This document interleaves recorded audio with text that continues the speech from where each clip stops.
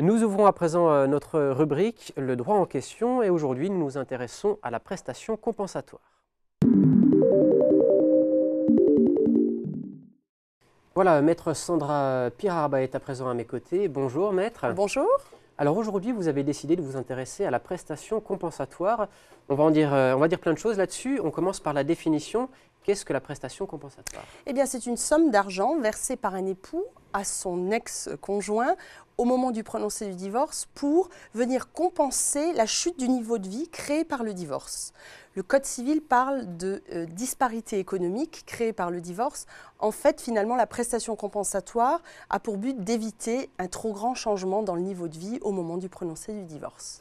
Est-ce qu'on a des exemples concrets de personnes qui peuvent demander ces prestations? Alors, le cas le plus typique, c'est le cas de l'épouse qui a mis sa carrière professionnelle entre parenthèses, une vingtaine d'années, qui s'est consacrée à l'éducation des enfants et qui, parallèlement à ça, son époux a évolué professionnellement. Au moment du prononcé du divorce, l'époux se présente devant le magistrat avec des revenus confortables, il a une certaine carrière professionnelle derrière lui, et l'épouse, elle, elle a 20 ans d'inactivité professionnelle, et là, je dirais que c'est le cas le plus typique, effectivement, d'une personne qui réclame la prestation compensatoire, et la prestation compensatoire, dans ce cas de figure, aura pour but de finalement rétablir un niveau économique entre les deux.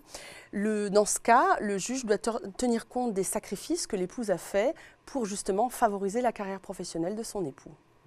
Quelles sont les conditions d'attribution de ces prestations? Alors la prestation compensatoire est prévue quel que soit le type de divorce. Elle est prévue que le divorce se fasse à l'amiable ou de façon contentieuse. Le droit à la prestation compensatoire ne dépendra pas des torts. Mais nous situons uniquement sur un terrain économique. Ça veut dire que même l'époux fautif peut réclamer une prestation compensatoire. Et c'est la grande innovation de la loi du 26 mai 2004, parce qu'auparavant, effectivement, lorsque l'époux était fautif, c'était plus compliqué. À partir de maintenant, on se situe uniquement sur un terrain purement économique. Alors, dans le divorce amiable, la prestation compensatoire sera fixée avec l'aide par les deux époux, avec l'aide de leur avocat, dans la convention de divorce. Dans les autres types de divorce, c'est l'épouse qui réclamera ça devant le magistrat et c'est au magistrat de fixer le montant de la prestation compensatoire. Voilà, alors à propos de ce montant, comment est-ce qu'il est évalué, comment est-ce qu'il est fixé? Alors il est fixé, c'est ce qui est logique en fonction des revenus des deux conjoints, hein, et le juge doit prendre en considération un certain nombre d'autres critères, à savoir l'âge des époux, la durée du mariage, l'âge, l'état de santé des époux, leur qualification professionnelle, leur situation professionnelle, le temps que l'épouse a consacré, ou que l'époux, à l'éducation des enfants, le patrimoine des époux, est-ce qu'ils ont une ou plusieurs maisons, et l'estimation de leur pension de retraite. Tous ces critères seront pris en compte pour que le juge évalue et détermine la prestation compensatoire.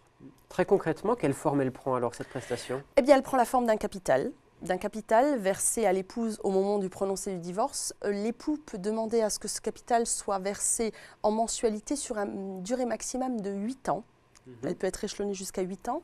De façon très exceptionnelle, l'avocat pourra demander au magistrat que la prestation compensatoire soit fixée sous forme de rente viagère, c'est-à-dire une somme d'argent qui est une rente qui est versée à vie, en fait, finalement, lorsque l'état de santé ou l'âge de l'épouse font qu'elle ne pourra plus jamais travailler, en fait. Voilà, très souvent, c'est plutôt le cas de figure. Pour une dame, après 60 ans, on peut réclamer. C'est au magistrat de décider si ça sera versé sous forme de rente, mais c'est généralement demandé lorsque l'épouse a plus de 60 ans. C'est assez rare en fait. C'est assez rare, c'est des cas de figure très rares, oui. Est-ce qu'on peut revenir? Est-ce que ça peut être révisé, une décision de donner une prestation compensatoire? Oui, la révision de la prestation compensatoire peut intervenir, c'est aussi très exceptionnel, ce sont des cas de figure exceptionnels. Il faudra justifier qu'il y a eu de nouveau un changement très important dans la situation économique des époux et ça sera à nouveau à la libre appréciation des juges. C'est le juge qui déterminera si oui ou non il révise ou pas. C'est pas de droit en fait, voilà. Et pour terminer, vous avez quelques chiffres à nous donner donc sur peut-être le nombre de prestations compensatoires? Oui, alors une étude récente établit que dans un divorce sur 5, on fait une demande de prestation compensatoire, donc à peu près dans 20% des cas.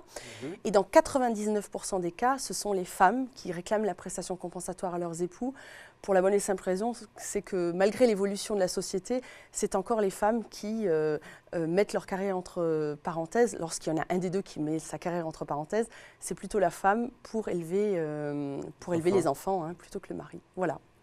Merci beaucoup en tout cas, on vous retrouve donc le mois prochain. Merci à vous, au revoir. Au revoir. C'est maintenant la fin de ce journal. Place dans quelques instants à Chienne de vie, rencontre aujourd'hui avec le chien Rex et le chat Mio. Il est maintenant temps pour moi de vous laisser. Prochain rendez-vous avec l'actualité lundi soir à 18h30. D'ici là, passez un très bon week-end. À bientôt.